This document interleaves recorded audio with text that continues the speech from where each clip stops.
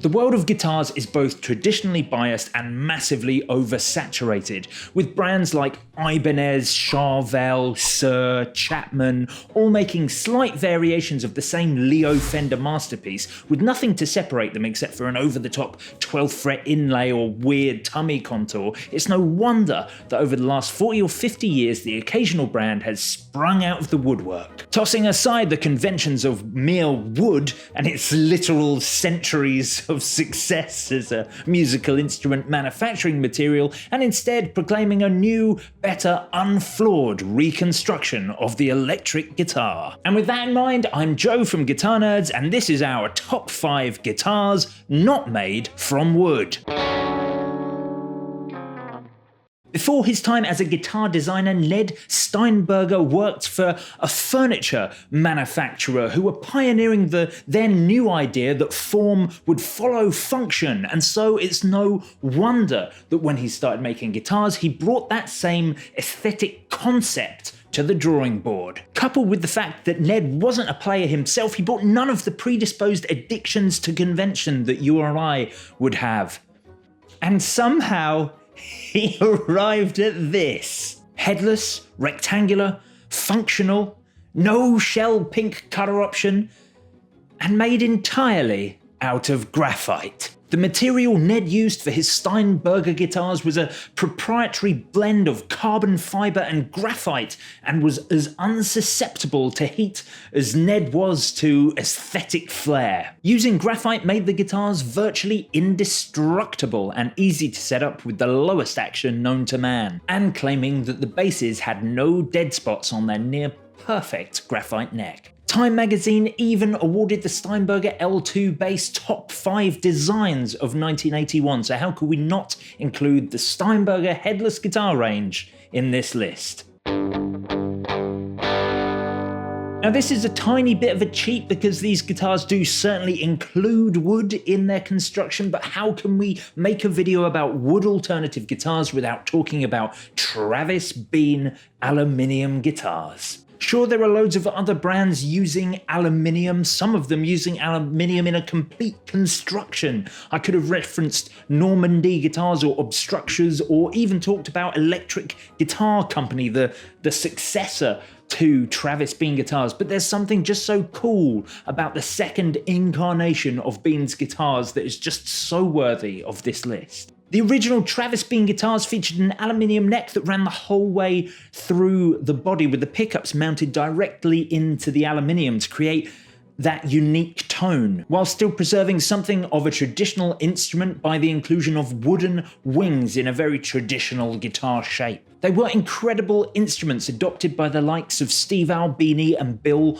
Wyman, but Bean's second company in the 90s took on a design with a bit more of a twist, featuring an aluminium neck where the entire rear pan, that's the headstock, the neck, and the rear half of the body were machined from a single billet of aluminium, whilst the top half of the body was constructed from various woods. The new Travis Bean was utterly cool and ridiculously bonkers. Sadly, Travis Bean passed away in 2011, but his widow Rita Bean saw the potential of the new line of guitars and went into business with Kevin Burkett from Electric Guitar Company, launching Travis Bean Designs, with models available at NAMM 2014.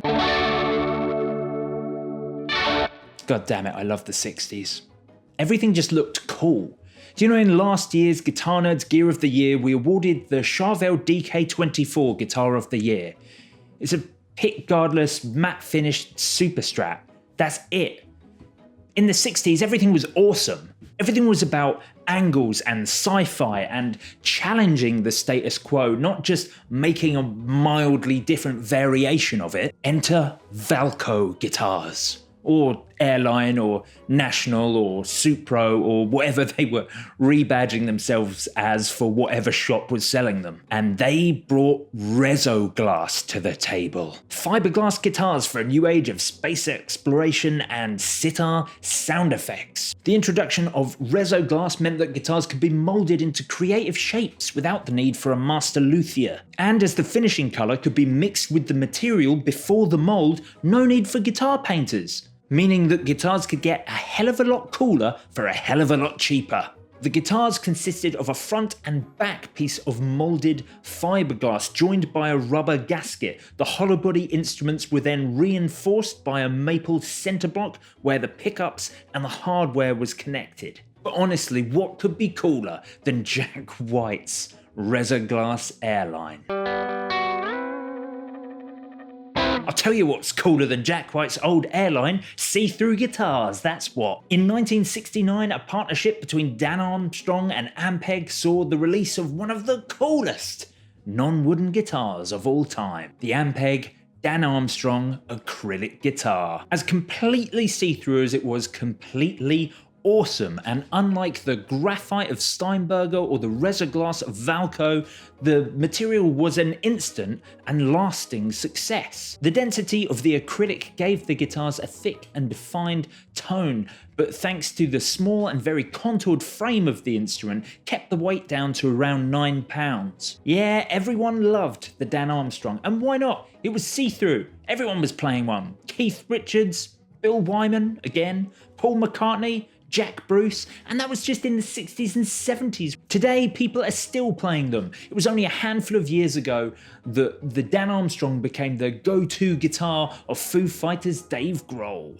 And why not? The guitar wasn't just cool, it was geniusly designed. With the help of master pickup creator Bill Lawrence, Dan Armstrong was able to create an interchangeable pickup system for the guitar, where the player could simply pop out the existing pickup and replace it with another. And with 6 unique options ranging from P90s to humbuckers to Stratty single coils, the Dan Armstrong guitar was maybe the first instrument to quite literally be suitable for any genre.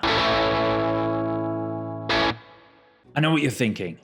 Why aren't I talking about the toyful birdfish? And it's because that absolutely mind-blowingly original $15,000 instrument with a 2-year waiting list is just so incredible that it deserves a video all of its own. Instead, let me introduce you to ODD Guitars, a guitar manufacturer utilizing 3D printing to create some of the most bonkers instruments you're ever gonna see. Normally, the guitars are constructed with Duraform, often with some form of wooden core. The use of Duraform means that ODD guitars can create some $4,000 instruments with a level of detail no one could even dream of before now. To list a few, the Steampunk, for example, a Telecaster style guitar with actual moving cogs beneath a Duraform copper effect finish. The Americana, which includes a plethora of the USA's most recognizable symbols beneath its star and stripes exterior, including the entire New York skyline and the Statue of Liberty. The Hive includes tiny little super detailed bees beneath its honeycomb exterior. And the American Graffiti. Inspired by the movie itself, this guitar features several cars and hot rods, a jukebox, Mel's Diner, moving dice, microphones, Ray-Bans, and loads more. Around the body of guitar are Neil Young's lyrics, my, hey hey, rock and roll is here to stay. Better to burn out than to fade away. And if that isn't enough to earn the #1 spot in this video, then I don't know what is. So there you have it, the Guitar Nerd's top 5 guitars not made from wood. But what did you think? Let us know in the comments below, and don't forget to hit that like and subscribe button, and we'll be back very soon.